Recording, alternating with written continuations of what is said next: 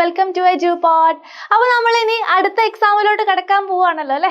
ഒരുപാട് ദിവസങ്ങളായി എക്സാം ആയി ടൈം ടേബിൾ വന്നു എന്നൊക്കെ പറഞ്ഞ് നമ്മളിങ്ങനെ വെറി ആയിട്ട് നിൽക്കുന്നതായിരിക്കും. നമ്മുടെ ടൈം ടേബിൾ എല്ലാം എത്തി, നിങ്ങൾ എല്ലാവരും അറിഞ്ഞിട്ടുണ്ടല്ലോ. Christmas exam next month start ചെയ്യുകയാണല്ലോ. അപ്പോൾ ഓക്കെ ആണല്ലോ, സെറ്റ് ആണല്ലോ, എല്ലാവരും പഠനങ്ങളെല്ലാം സ്റ്റാർട്ട് ചെയ്തിട്ടുണ്ടെന്ന് കരുതുന്നുണ്ട്. നമുക്കിനി സമയമില്ല, തുടങ്ങിയിട്ടില്ലെങ്കിൽ മക്കളെ പെട്ടെന്ന് തന്നെ നിങ്ങൾ സ്റ്റാർട്ട് ചെയ്യുക. കഴിഞ്ഞ എക്സാം പോലെയല്ല, ഒരുപാട് ചാപ്റ്റേഴ്സ് നമുക്ക് പഠിക്കാനുണ്ട്. ഓരോ ചാപ്റ്റേഴ്സും എന്താണ് വളരെ പ്രധാനപ്പെട്ട പാഠങ്ങളൊക്കെ നമുക്ക് പഠിക്കാനുണ്ട്. അപ്പോൾ നമ്മൾ ഇന്ന് +2 സോഷ്യോളജിയിലെ ഒരു പ്രധാനപ്പെട്ട ഒരു ചാപ്റ്റർ സമ്മറി വളരെ ചെറിയ സമയം കൊണ്ട് നമുക്ക് നോക്കിയാലോ? ഓക്കെ ആണല്ലോ. അപ്പോൾ അതിനു മുന്നേ നിങ്ങൾ ശ്രദ്ധിക്കേണ്ട കാര്യം, ഇനി നമ്മൾ എടുക്കാൻ പോകുന്ന എല്ലാ ക്ലാസ്സിൻ്റെയും എല്ലാ ലൈവിലും എല്ലാ നോട്ട്സും കാര്യങ്ങളും ഒക്കെ നമുക്ക് നമ്മുടെ പുതിയ ക്രിസ്മസ് എക്സാമിൻ്റെ സ്റ്റഡി ഗ്രൂപ്പിലാണ് നമുക്ക് അവൈലബിൾ ആവുക. നമ്മുടെ ഗ്രൂപ്പിൻ്റെ ലിങ്ക് നമ്മുടെ വീഡിയോയുടെ താഴെ കൊടുത്തിട്ടുണ്ട്. നമുക്ക് ഡെയിലി പ്ലാൻ, അതുപോലെ തന്നെ നോട്ട്സ്, മൈക്രോബിറ്റ്, ഹോൾ ഏത് ലൈവിൻ്റെയും ലിങ്ക്സും കാര്യങ്ങളും ഒക്കെ നമുക്ക് ആ ഒരു ഗ്രൂപ്പിലാകും നിങ്ങൾക്ക് ലഭിക്കുക. അപ്പോൾ എന്ത് ചെയ്യുക, ഇതുവരെ നിങ്ങൾ ഈ ലിങ്കിൽ ജോയിൻ ചെയ്തിട്ടില്ലെങ്കിൽ പെട്ടെന്ന് പോയിട്ട് നിങ്ങൾ ജോയിൻ ചെയ്യുക. നമ്മുടെ വീഡിയോയുടെ താഴെ തന്നെ ലിങ്ക് പിൻ ചെയ്ത് വെച്ചിട്ടുണ്ട് കേട്ടോ. അപ്പോൾ ഓക്കെ ആണല്ലോ, സെറ്റ് ആണല്ലോ. ക്രിസ്മസ് വൈബ് ആണല്ലേ, ക്രിസ്മസ് മൂഡ് ആയിരിക്കും നിങ്ങളെല്ലാവരും. ക്രിസ്മസ് എക്സാം കഴിഞ്ഞിട്ട് വേണം നമുക്ക് സെലിബ്രേഷൻസ് ഒക്കെ സ്റ്റാർട്ട് ചെയ്യാം. അപ്പോൾ അവിടെ നിങ്ങൾ കളർ ആക്കുന്നതിന് മുന്നേ എന്ത് ചെയ്യുക, നമ്മുടെ ചാപ്റ്റേഴ്സ് എല്ലാം പഠിച്ച് നിങ്ങൾ ഫുള്ള് പഠിച്ച് നല്ല മാർക്ക് സോഷ്യോളജിയിൽ വാങ്ങിക്കാൻ ശ്രമിക്കുക. ഓക്കെ ആണല്ലോ, സെറ്റ് ആണല്ലോ. യെസ്. അപ്പോൾ നമ്മൾ നോക്കാൻ പോകുന്നത് നമ്മുടെ സോഷ്യോളജിയിലെ പാർട്ട് ബിയിലെ ഒരു പ്രധാനപ്പെട്ട ചാപ്റ്റർ ആണ് change and development in rural society. ഗ്രാമീണ സമൂഹത്തിലെ മാറ്റവും വികസനവും. ഈ ഒരു ചാപ്റ്ററിന്റെ പ്രത്യേകത പറയുകയാണെങ്കിൽ നമ്മുടെ പാർട്ട് ബിയിലുള്ള സ്ട്രക്ചറൽ ചേഞ്ചസ്, കൾച്ചറൽ ചേഞ്ചസ്, ഓരോ ചാപ്റ്റേഴ്സും എന്താണ് ഒരു സീരിയസ് വൈബാണ്. കാരണം ഓരോന്നും നമുക്ക് കണക്ട് ചെയ്ത് പഠിക്കണം. എന്നാൽ ഒരു ചാപ്റ്റർ പോലും നമുക്ക് ഇവിടെ സ്കിപ്പ് ചെയ്യാൻ പറ്റില്ല. ഓരോ ചാപ്റ്ററും എന്താണ് വളരെ പ്രധാനപ്പെട്ടതാണ്. അങ്ങനെ നിങ്ങൾ ഇതിന് മുന്നേ structural change, cultural change, the story of Indian democracy അല്ലേ. അപ്പോൾ ഓരോ ചാപ്റ്റേഴ്സും ഇങ്ങനെ നെക്സ്റ്റ് ചാപ്റ്റർ ആണ് change and development in rural society. അപ്പോൾ നിങ്ങൾ പഠിച്ചവർക്ക് അറിയാമായിരിക്കും അല്ലെ, ഒന്നിൻ്റെ ബാക്കിയായിട്ട് ഇങ്ങനെ പല പല കാര്യങ്ങൾ ഇതിനകത്ത് പറഞ്ഞു പോകുന്നുണ്ട്. അപ്പോൾ എന്ത് ചെയ്യുക, നിങ്ങൾ ഇതുവരെ ഇത് പഠിച്ചിട്ടില്ലെങ്കിൽ ഇവിടെ ശ്രദ്ധിക്കുക. നമുക്ക് വളരെ സിമ്പിളായിട്ട് നമുക്ക് നോക്കാം. റെഡി ആണല്ലോ. ഈ ചാപ്റ്ററിലെ പ്രധാനപ്പെട്ട ടോപ്പിക്സ് ആണ് ഇവിടെ കൊടുത്തിട്ടുള്ളത്. Agrarian structure in rural India. Second one is the impact of land reforms, Green Revolution and its social consequence, transformation in rural society after independence. The last one is globalization, liberalization and rural society. അപ്പോൾ നമ്മൾ ഈ ചാപ്റ്ററിലെ Indian സൊസൈറ്റിയുടെ ഗ്രാമീണ കാര്യങ്ങളാണ് നമ്മൾ പഠിക്കുന്നത്. ഗ്രാമീണ കാര്യം എന്ന് പറയുമ്പോൾ ഇന്ത്യക്ക് സ്വാതന്ത്ര്യം ലഭിച്ചതിന് ശേഷം നമ്മുടെ ഈ ഗ്രാമത്തിൻ്റെ അവസ്ഥ എന്തായിരുന്നു, അവിടെ വന്നിട്ടുള്ള വികസനപരമായിട്ടുള്ള കാര്യങ്ങൾ എന്തൊക്കെയാണെന്നൊക്കെയാണ് ഈ ഒരു ചാപ്റ്ററിൽ നമ്മൾ ഡിസ്കസ് ചെയ്യാൻ പോകുന്നത്. അപ്പം നമുക്ക് നോക്കാം എന്താണെന്നുള്ളത്. Agrarian structure in rural India, ഗ്രാമീണ ഇന്ത്യയിലെ കാർഷിക ഘടനയാണ് ഈ ഒരു ചാപ്റ്ററിൽ നമുക്ക് ഫസ്റ്റ് നമ്മൾ പറയുകയാണെങ്കിൽ നമ്മുടെ ഇന്ത്യ അല്ലെ, ബ്രിട്ടീഷുകാർക്ക് വന്ന് പോയതിന് ശേഷം നമ്മുടെ ഇന്ത്യൻ്റെ അവസ്ഥ വളരെ ദയനീയമായിട്ടുള്ള ഒരു അവസ്ഥയായിരുന്നു. ആ അവസ്ഥയിൽ നിന്നാണ് നമ്മൾ ഇന്ന് കാണുന്ന ഒരു നമ്മുടെ ഇക്കോണമി നോക്കുമ്പോൾ എന്താണ്, ഇപ്പൊ നമ്മൾ ഒന്നും കൂടെ ബെറ്റർ ആയിട്ടുണ്ട്. അത്രക്കും താഴെ നിലയിൽ നിന്ന് നമ്മൾ ഓരോ വർഷങ്ങളായിട്ട് ഗ്രോത്തായി വന്നിട്ടുണ്ട്. ആ ഗ്രോത്തിലും ഒരുപാട് ത്യാഗങ്ങളും ഒരുപാട് കാര്യങ്ങളും ഉണ്ട്. പെട്ടെന്നുള്ള ഗ്രോത്ത് ആണോ?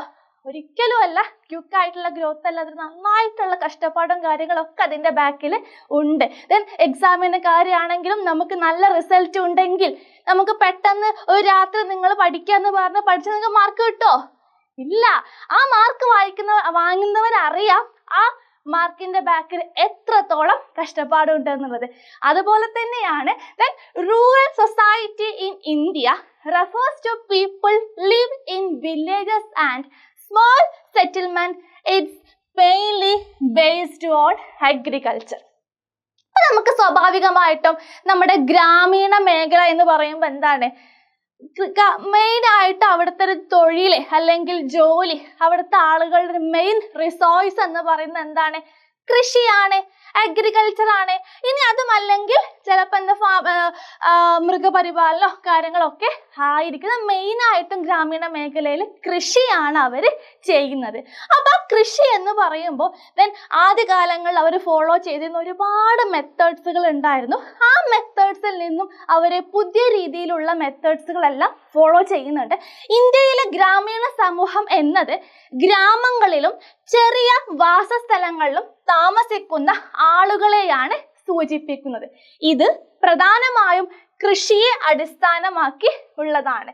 Agrarian structure refers to how land, farming and power are organized in rural area of India. In rural society, caste and class area two main factors that shape social and economic life. കാർഷിക ഘടന അല്ലെ, agrarian structure ആണ് നമ്മുടെ ഈ ഒരു topic എന്ന്. എന്താണ് agrarian structure ആണ്. അപ്പോൾ ഈ കാർഷിക ഘടന എന്ന് പറയുമ്പോൾ അല്ലെ, ഗ്രാമങ്ങളിലെ അവിടുത്തെ ഭൂമി അല്ലെ, കൃഷിഭൂമി, അവിടുത്തെ തൊഴില് കൃഷി, ദെൻ അവിടുത്തെ അതിന്മേലൊക്കെയുള്ള ഒരു അധികാരം, ഒരു അതോറിറ്റി എന്നിവ എങ്ങനെ വിഭജിച്ചിരിക്കുന്നു എന്നതാണ് അഗ്രേറിയൻ സ്ട്രക്ചർ എന്ന് പറയുന്നത്. ഇന്ത്യൻ ഗ്രാമ സമൂഹത്തിൽ ജാതിയും വർഗവും മനുഷ്യരുടെ ജീവിതത്തെ നിർണയിക്കുന്ന പ്രധാന ഘടകങ്ങളാണ്. നമ്മൾ ഈ ഒരു ഭാഗം ഡിസ്കസ് ചെയ്യുന്ന സമയത്ത് നമുക്കറിയാം അല്ലെ, caste and class, then land, agriculture, then authority എന്നൊക്കെ പറയുമ്പോൾ ഒരു കാലത്ത് നമ്മുടെ ഗ്രാമീണ സമൂഹങ്ങളിൽ നോക്കുകയാണെങ്കിൽ അവിടുത്തെ മിക്ക ഭൂമികളും ആരുടെ കയ്യിലായിരുന്നു, അവിടുത്തെ ഒരു ജമ്മിയോ അല്ലെങ്കിൽ ഒരു പ്രമാണിയോ കയ്യിലായിരുന്നു അല്ലെ. ഏക്കർ കണക്കിന് ഭൂമി അവരുടെ കയ്യിലുണ്ടായിരുന്നു. ദെൻ ആ ഭൂമിയിൽ പണിയെടുക്കുന്നവരായിരുന്നു മിക്ക കൂലി കർഷകരായിട്ട് വന്നിരുന്നത്.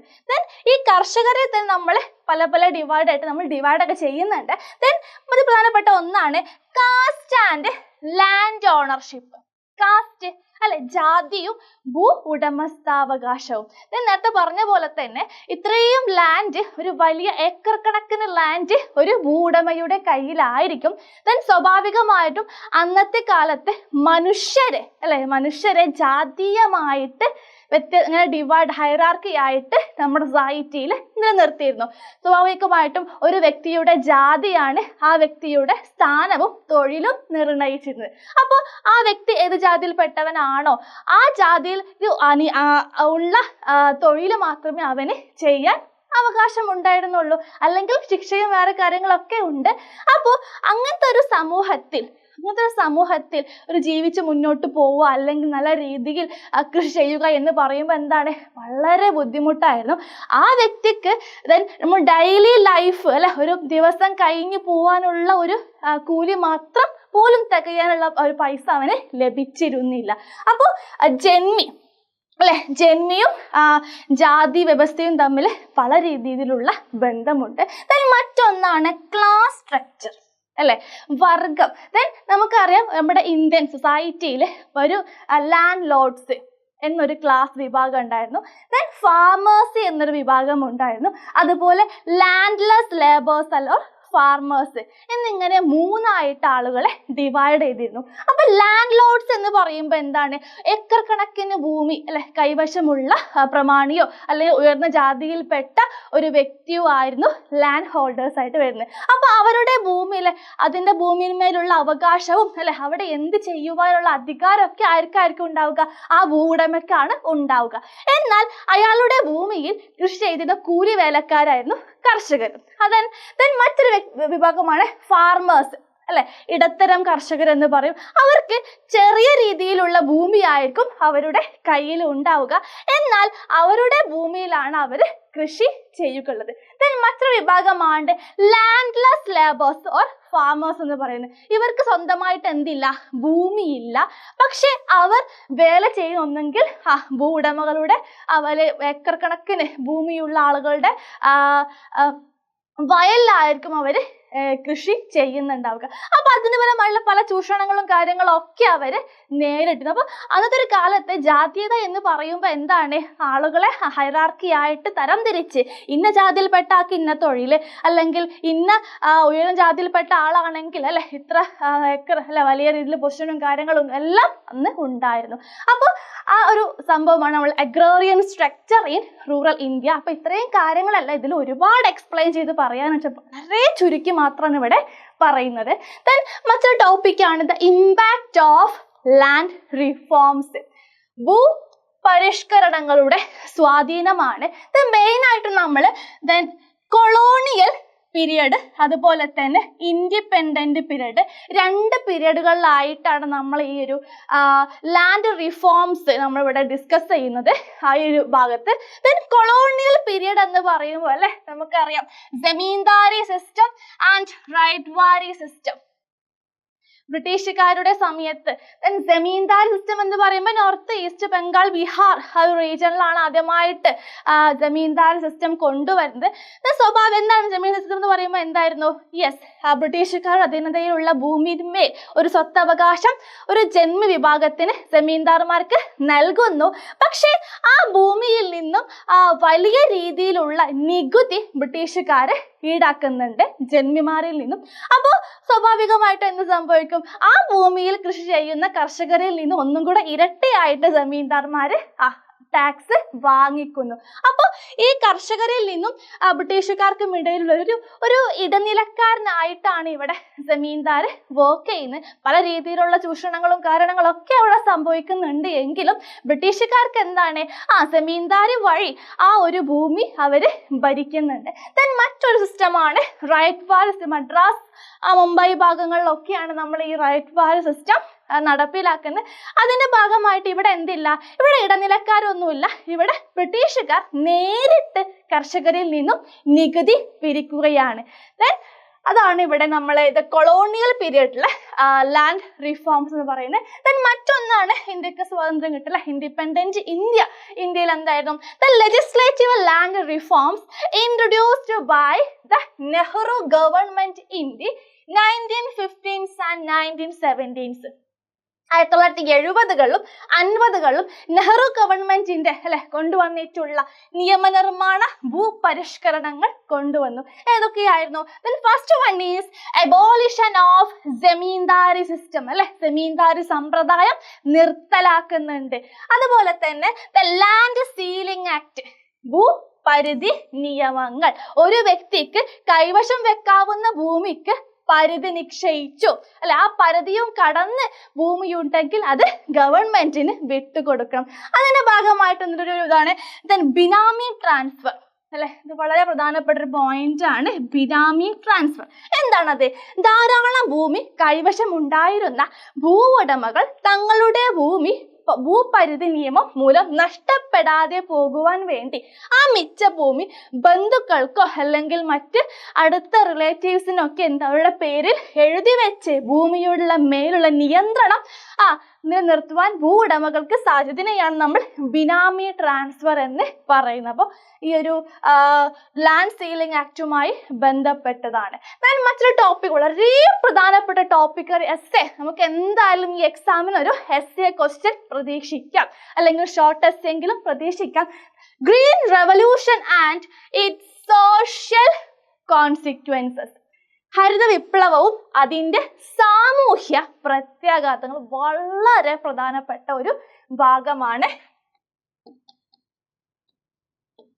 യെസ്, അപ്പൊ ഗ്രീൻ റെവല്യൂഷൻ ആരാണ്? Who is the father of Indian green revolution? Comment ചെയ്യുക ആരാണെന്നുള്ളത്. വളരെ പ്രധാനപ്പെട്ടതാണ് കേട്ടോ. The green revolution refers to a period 1916 to 1917 when new farming technologies were introduced in India. അപ്പോൾ ഹരിത വിപ്ലവം അല്ലെ, ഇന്ത്യയിൽ കാർഷിക ഉൽപാദനം വർദ്ധിപ്പിക്കുവാൻ കൊണ്ടുവന്നൊരു പുതിയ സാങ്കേതിക മാറ്റങ്ങളെയാണ് നമ്മൾ എന്ത് പറയുന്നത്, ഹരിത വിപ്ലവം എന്ന് പറയുന്നത്. ഈ ഗ്രീൻ റെവല്യൂഷന്റെ ഭാഗമായിട്ട് ഇന്ത്യൻ കാർഷിക മേഖലയിൽ ഒരു വമ്പിച്ച ഒരു വളർച്ച തന്നെയാണ് ഉണ്ടായിട്ടുള്ളത്. അപ്പോൾ ഗ്രീൻ റെവല്യൂഷന്റെ ഭാഗമായിട്ട് കാർഷിക മേഖലയിൽ എന്തൊക്കെ മാറ്റങ്ങളാണ് കൊണ്ടുവന്നിട്ടുള്ളത് നോക്കാം. First one is high yield variety seeds അല്ലെ, HYV വിത്തുകൾ, അത്യുൽപാദന ശേഷിയുള്ള വിത്തുകൾ അവിടെ ഇൻട്രൊഡ്യൂസ് ചെയ്യുന്നുണ്ട്. അതുപോലെ തന്നെ chemical fertilizers, irrigation facilities, tractor and modern machines, കീടനാശിനികൾ, രാസവളങ്ങൾ, അതുപോലെ തന്നെ അല്ലെ ഇറിഗേഷൻ ഫെസിലിറ്റീസ് അല്ലെ, ജലസേചന സൗകര്യങ്ങൾ, വലിയ രീതിയിൽ ട്രാക്ടറുകൾ, ഇപ്പൊ കൃഷിയിടങ്ങളൊക്കെ ആ ഒരു ലാൻഡ് കൊയ്യാൻ വേണ്ടിയൊക്കെ ഉപയോഗിക്കുന്ന നമ്മുടെ ഉഴുതുമറിക്കാൻ വേണ്ടി ട്രാക്ടർ ഉപയോഗിക്കല്ലോ. ഇപ്പൊ ഇന്ന് അതും കഴിഞ്ഞ് പുതിയ പുതിയ ടെക്നോളജി വന്നുകൊണ്ടിരിക്കുകയാണ്. അതുപോലെ തന്നെ നമ്മൾ എന്തൊക്കെയാണ് ഇവിടെ, മോഡേൺ മെഷീൻസ്, പുതിയ രീതിയിലുള്ള മെഷീൻസും കാര്യങ്ങളൊക്കെ ഇൻട്രൊഡ്യൂസ് ചെയ്തിട്ടുണ്ട്. അപ്പോൾ അതിന്റെ കോൺസിക്വൻസ് നമുക്ക് നോക്കാം. എന്തൊക്കെയാണ് അതിലുമായി ബന്ധപ്പെട്ട consequence? First one is increase in agricultural production. എന്താണ്? കാർഷിക ഉൽപാദനത്തിൽ വലിയ വർധനവ് ഉണ്ടായിട്ടുണ്ട്. ഇപ്പൊ നമ്മുടെ നെൽകൃഷി ആയിക്കോട്ടെ, ഗോതമ്പിലൊക്കെ അതിന്റെ ഉൽപാദനത്തിൽ നമുക്ക് വലിയ രീതിയിലുള്ള ഒരു ഉയർച്ച കാണാൻ പറ്റും. അതുപോലെ തന്നെ ഗ്രോത്ത് ഓഫ് റൂറൽ ഇനിക്വാലിറ്റി, അതൊരു നെഗറ്റീവ് വശമാണ് അല്ലെ. ഗ്രാമീണ അസമത്വം വർദ്ധിച്ചു. അപ്പോൾ സ്വാഭാവികമായിട്ടും ഇതുപോലെയുള്ള ഈ HYV സീഡ്സുകൾ, രാസവളങ്ങൾ, കീടനാശിനികളൊക്കെ വാങ്ങിക്കണമെന്നുണ്ടെങ്കിൽ നല്ല രീതിയിലുള്ള ഒരു ഇൻവെസ്റ്റ്മെന്റ്, ഒരു മൂലധനം അതിന് ആവശ്യമാണ്. അപ്പോൾ അവിടുത്തെ പാവപ്പെട്ട കർഷകർക്കിടയിൽ ഇത്രയും വലിയ രീതിയിൽ പണം കൊടുത്ത് ഇത്രയും അത്യുൽപാദന ശേഷിയുള്ള വിത്തുകൾ വാങ്ങിക്കാൻ ശേഷി ഉണ്ടാവണം എന്നില്ല. അപ്പോൾ സ്വാഭാവികമായിട്ടും അവിടുത്തെ ഒരുപാട് ഭൂമിയും നല്ല മൂലധനം ഉള്ള വലിയ ഭൂവുടമകൾക്കായിരിക്കും ഈ സൗകര്യങ്ങളൊക്കെ ലഭിച്ചിട്ടുണ്ടാവുക.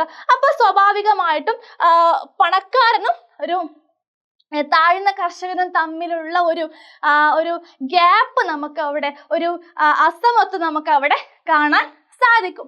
മറ്റൊന്നാണ് ചേഞ്ച് ഇൻ ക്ലാസ് സ്ട്രക്ചർ ആണ് അല്ലെ. ഒരു പുതിയ കർഷക വർഗത്തിന്റെ ഉദയം നമുക്ക് അതിന്റെ ഭാഗമായിട്ട് കാണാൻ പറ്റും. ഫോർത്ത് വൺ ഈസ് എൻവിയോൺമെന്റൽ പ്രോബ്ലംസ് അല്ലെ, അത് നെഗറ്റീവ് ആണ്.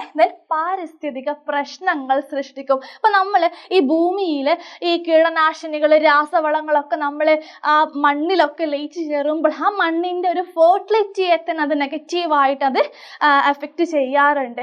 അപ്പോൾ ഈ ഒരു ഗ്രീൻ റെവല്യൂഷൻ എന്തുണ്ട്, നെഗറ്റീവ് ഇമ്പാക്റ്റും ഉണ്ട്, അതുപോലെ തന്നെ പോസിറ്റീവ് ഇമ്പാക്റ്റുകളും ഉണ്ട്. വളരെ പ്രധാനപ്പെട്ട ഒരു ടോപ്പിക്കാണത്. മറ്റൊന്നാണ് transformation in rural society after independence അല്ലെ. സ്വാതന്ത്ര്യാനന്തരം ഗ്രാമീണ സമൂഹത്തിലെ പരിവർത്തനങ്ങൾ, എന്തൊക്കെ മാറ്റങ്ങളാണ് ഉള്ളത്? In post independence period several important changes took place in social relations in rural areas, especially in green revolution areas. സ്വാതന്ത്ര്യാനന്തര കാലഘട്ടത്തിൽ ഗ്രാമീണ മേഖലയിൽ, പ്രത്യേകിച്ച് ഹരിത വിപ്ലവ മേഖലയിൽ സാമൂഹിക ബന്ധങ്ങളിൽ തന്നെ സുപ്രധാനമായ മാറ്റങ്ങൾ സംഭവിച്ചിട്ടുണ്ട്. അതിൽ എന്തൊക്കെ മാറ്റങ്ങളാണെന്നുള്ളത് ABC ഇവിടെ കൊടുത്തിട്ടുണ്ട്. അവ എന്തൊക്കെ മാറ്റങ്ങളാണ്? First one is an increase in the use of agricultural labour as cultivation become more intensive. കൃഷി അല്ലെ, കൃഷി എന്ന് പറഞ്ഞാൽ എല്ലാ വർഷം കൂടുന്തോറും ആളുകളുടെ എണ്ണം, ജനസംഖ്യയിൽ വ്യത്യാസങ്ങൾ വന്നുകൊണ്ടിരിക്കുകയാണ്, മാറ്റങ്ങൾ സംഭവിച്ചുകൊണ്ടിരിക്കുകയാണ്. അപ്പൊ ഇത്രയും ആളുകൾക്ക് തീറ്റിപ്പോറ്റാനുള്ളത് നമ്മൾ ഉണ്ടാക്കണം കൃഷിക്കാര്. അപ്പൊ എന്ത് ചെയ്തു? കൃഷി കൂടുതൽ തീവ്രമായപ്പോൾ കാർഷിക തൊഴിലാളികളുടെ ഉപയോഗത്തിന് കൃഷിക്കാരുടെ ആവശ്യം വർദ്ധിച്ചവർക്ക് ഡിമാൻഡ് കൂടി വന്നു. ദെൻ ബി എന്താണ്? A shift from payment in kind to payment in cash അല്ലെ. ആദ്യകാലങ്ങളിലൊക്കെ ഇപ്പൊ സാധനത്തിന് പകരം സാധനം കൈമാറ്റം ചെയ്യും എന്നൊരു വ്യത്യാസത്തിൽ നിന്നും ഇപ്പൊ എന്തായിട്ട് ഒരു സാധനം കൊടുത്താൽ നമുക്ക് പണം ക്യാഷ് ആയിട്ട് നമുക്കത് ലഭിക്കാൻ തുടങ്ങി. സി എന്താണ്? losing of traditional bonds and relationship between farmers and landowners as well as between landowners and bond laborers. എന്താണ്? കർഷകരും ഭൂവുടമകളും തമ്മിൽ അതുവരെ ഉണ്ടായിരുന്ന ഒരു എന്തുണ്ടായിരുന്നു? തമ്മിലുള്ള ഒരു ബോണ്ട് ഉണ്ടായിരുന്നല്ലോ, അതിൽ കുറച്ചൊക്കെ ഒരു അഴവ് വരികയും അല്ലെ, അന്നത്ര സ്ട്രിക്റ്റ് ഒന്നും അല്ലാതെ ഇത് വ്യത്യാസം വന്നു.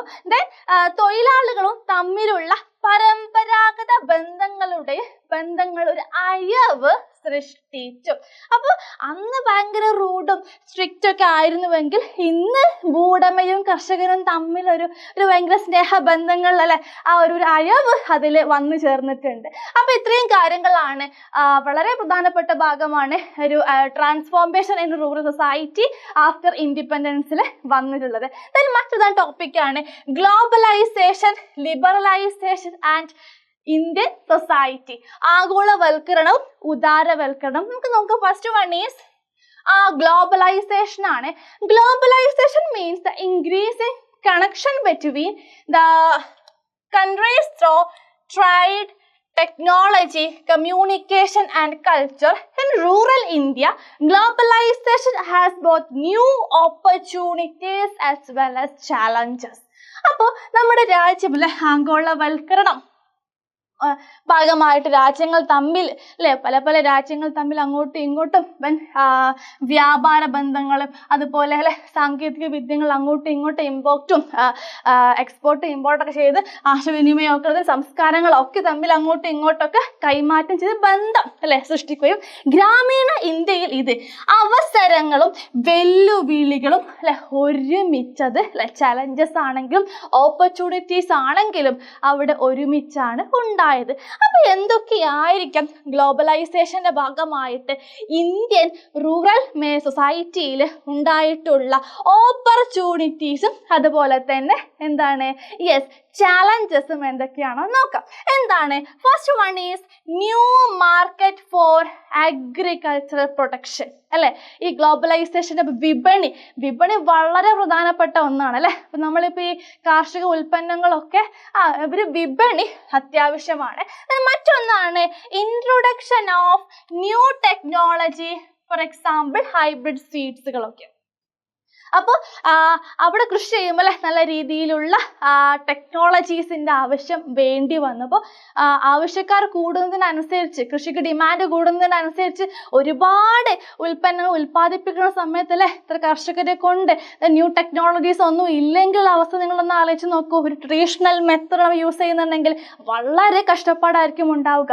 Then tractors, modern irrigations. അപ്പോൾ അതിൻ്റെ ഭാഗമായിട്ടുള്ള ട്രാക്ടേഴ്സ്, അതുപോലെ തന്നെ ഡാമും കാര്യങ്ങളും, then എന്തൊക്കെയാണ് ജലസേചന സൗകര്യങ്ങൾ വേണ്ടത്, അതുപോലെ തന്നെ the increase in employment opportunities from companies and rural areas. ഇപ്പോൾ മൾട്ടിനാഷണൽ കമ്പനികളൊക്കെ അവരെന്ത് ചെയ്യുന്നുണ്ട്, ഇപ്പോൾ ഈ നമ്മുടെ റൂറൽ ഏരിയാസിൽ വന്നിട്ട് അവർ ഒരുപാട് തൊഴിലവസരങ്ങൾ നൽകാൻ വേണ്ടി ഇപ്പോൾ ഇന്ന കൃഷി ചെയ്യണം എന്നൊക്കെ പറഞ്ഞ് ഡിമാൻഡ് വരുന്നുണ്ട്.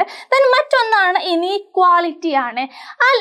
ലാർജ് ഫാർമേഴ്സും അതുപോലെ തന്നെ സ്മോൾ ഫാർമേഴ്സും തമ്മിലാണ് ഇവിടെ എന്തുണ്ടായിട്ട് വന്നത്, ഇനീക്വാലിറ്റികൾ അവിടെ അല്ലെ, അസമത്വങ്ങൾ സൃഷ്ടി. കാരണം എന്താണ്, ലാർജ് ഫാർമേഴ്സിനാണ് വലിയ രീതിയിലുള്ള ബെനിഫിറ്റും കാര്യങ്ങളൊക്കെ ലഭിച്ചത്. എന്നാൽ ചെറിയ കർഷകർക്കോ ആ ബെനിഫിറ്റും കാര്യങ്ങളൊന്നും അവർക്ക് ലഭിച്ചിരുന്നില്ല. ദെൻ നമുക്ക് നോക്കാം, ലിബറലൈസേഷൻ ആണ്. എന്താ ഉദാരവൽക്കരണം? Liberalisation means introducing government control over the economy and allowing private companies to operate freely. ഉദാരവൽക്കരണം എന്ന് സർക്കാർ നിയന്ത്രണം കുറച്ച് സ്വകാര്യ കമ്പനികൾക്ക് കൂടുതൽ സ്വാതന്ത്ര്യം നൽകുന്ന പ്രക്രിയയാണ് എന്തെന്ന് പറയുന്നത്, ലിബറലൈസേഷൻ എന്ന് പറയുന്നത്. അപ്പൊ എന്തൊക്കെയാണ്? Private companies started investing in agriculture and rural areas. അപ്പൊ MNC പോലെയുള്ള കമ്പനികൾ നമ്മുടെ ഇന്ത്യയിലെ കാർഷിക ഗ്രാമീണ മേഖലയിലെ കൃഷിയിൽ ഒരുപാട് ഇൻവെസ്റ്റ്മെന്റും കാര്യങ്ങളും നടത്തുന്നുണ്ട്. Farmers got access to new seeds, fertilizer and machines. അപ്പൊ അതിന്റെ ഭാഗമായിട്ട് ഫാർമേഴ്സിന് പുതിയ രീതിയിലുള്ള മെഷീൻസും ഫെർട്ടിലൈസേഴ്സ്, ന്യൂ സീഡ്സ് എല്ലാം ലഭിക്കുന്നുണ്ട്. ഗ്രോത്ത് ഓഫ് കോൺട്രാക്ട് ഫാമിംഗ്, ഇത് വളരെ പ്രധാനപ്പെട്ടതാണ്, contract farming. Companies buying crops directly from farmers. ഇത് പറയുമ്പോൾ ഇപ്പൊ നമ്മൾ ഈ MNC പോലെ മൾട്ടിനാഷണൽ കമ്പനികളെ ഗ്രാമീണ മേഖലയിൽ വന്നിട്ട് ഇതുപോലെ ഇൻവെസ്റ്റ്മെന്റും കാര്യങ്ങളൊക്കെ ചെയ്യുമ്പോൾ അതിന് ബാക്കിൽ എന്തെങ്കിലും ഉദ്ദേശം ഉണ്ടായിരിക്കും. അപ്പോൾ സ്വാഭാവികമായിട്ട് അവർക്ക് ഇന്ന വിള മാത്രം ഡിമാൻഡ് വെക്കും. ഫോർ എക്സാമ്പിൾ ഇപ്പോൾ പരുത്തി കോട്ടൺ മാത്രം നിങ്ങൾ കൃഷി ചെയ്താൽ മതി എന്ന് ഡിമാൻഡ് വെക്കും. അവര് അതിന് പറ്റിയ രീതിയിലുള്ള മെഷീൻസും സീഡ്സും കാര്യങ്ങളെല്ലാം അവർ നൽകും. പക്ഷേ കർഷകർക്ക് അവർക്ക് ഇഷ്ടപ്പെട്ട ഒരു വസ്തു അവിടെ കൃഷി ചെയ്യാനുള്ളൊരു ഫ്രീഡം അവർക്ക് ഉണ്ടാവില്ല. അവർ നിർബന്ധിതമായിട്ടും അവർ ആ ഒരു ക്രോപ്പ് കൃഷി ചെയ്യാൻ അവരെന്ത് ചെയ്യും, അവര് അതിനു വേണ്ടി ഇറങ്ങേണ്ടി വരും. സ്വാഭാവികമായിട്ടും നാണ്യവിളകളുടെ മാത്രമാവും അവരെ കൃഷി ചെയ്യേണ്ടി വരിക. അവർ അതുവരെ പരമ്പരാഗതമായിട്ട് അവർ ഉപയോഗിച്ചിരുന്ന പഴയ സീഡ്സും കാര്യങ്ങളും ഉണ്ടാകും. അതുപോലെ തന്നെ അവരുടെ ഒരു മെത്തേഡ്സും കാര്യങ്ങളെല്ലാം മാറ്റി വെച്ച് ഫുൾ ന്യൂലി ആയിട്ടുള്ള പുതിയ മെഷീൻസും ടെക്നോളജിയും എല്ലാം ഉപയോഗിച്ചുള്ള രീതിയിലുള്ള കൃഷി അവർ നിർബന്ധിതർ ആവേണ്ടി വരും. അപ്പൊ ഇത്രയും കാര്യങ്ങളാണ് നമുക്ക് ഈ ഒരു ചാപ്റ്ററിൽ വളരെ സിമ്പിൾ ആയിട്ട് പറയാനുള്ളത്. പക്ഷെ വളരെ പ്രധാനപ്പെട്ട ചാപ്റ്റർ ആണ്. ഒരു എസ്സേ, ഷോർട്ട് എസ്സേ നമുക്ക് ഈ ഒരു ഭാഗത്ത് നിന്ന് പ്രതീക്ഷിക്കാം. അപ്പോൾ ഓക്കെ ആണല്ലോ, സെറ്റ് ആണല്ലോ, എല്ലാം മനസ്സിലായെന്ന് കരുതുന്നുണ്ട്. അപ്പോൾ നിങ്ങൾ ഡൗട്ട്സും കാര്യങ്ങളൊക്കെ നിങ്ങൾ കമന്റിലൂടെ അറിയിക്കുക. അപ്പോൾ നമ്മുടെ ഈ നോട്ട്സും നിങ്ങൾക്ക് ലഭിക്കണം എന്നുണ്ടെങ്കിൽ നമ്മുടെ ന്യൂ ക്രിസ്മസ് എക്സാമിന് ഗ്രൂപ്പായ +2 സ്റ്റഡി ഗ്രൂപ്പിൽ എന്ത് ചെയ്യുക, പെട്ടെന്ന് ജോയിൻ ചെയ്യുക. ജോയിൻ ചെയ്യാനുള്ള ലിങ്ക് നമ്മുടെ കമന്റ് ബോക്സിന്റെ മുകളിൽ പിൻ ചെയ്ത് വെച്ചിട്ടുണ്ട്. മാത്രമല്ല daily plan, notes, microbit, whole live ലിങ്ക്സും കാര്യങ്ങളൊക്കെ നിങ്ങൾക്ക് അതിൽ അവൈലബിൾ ആയിരിക്കും. അപ്പോൾ ഓക്കെ, ഇനി മറ്റൊരു വീഡിയോ ആയിട്ട് വീണ്ടും ബൈ.